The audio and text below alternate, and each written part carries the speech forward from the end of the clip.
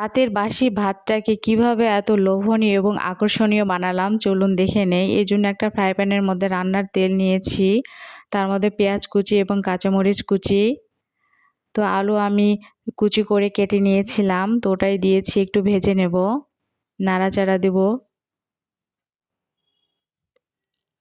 গাজর আমি কুচি করে কেটে নিয়েছিলাম, ওটাও দিয়েছি, আপনারা চাইলে আলাদাভাবে কেটে নিতে পারেন।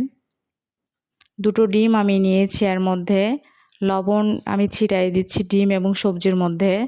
তো ভালোভাবে এখন আমি নাড়াচাড়া দিয়ে সব কিছু মিক্সচার করে নিয়ে আমি বাসি ভাতটা দিয়ে দিব। এর মধ্যে আমি 5 টাকা দামের ম্যাগির মশলাটা নিয়েছি, ম্যাজিক, একটু লবণ এবং টমেটো আমি কেটে নিয়েছিলাম, তো ওটাই দিলাম, দিয়ে এখন সব কিছু ভালোভাবে মিক্সচার করে নিচ্ছি। কিছুক্ষণ আমি একটু সময় নিয়ে ভেজে নেব। তো এটা আমার ভাজা প্রায় হয়ে এসেছে। এটা কিন্তু খেতে কিন্তু খুবই অসাধারণ হয়, আপনারা অবশ্যই ট্রাই করবেন।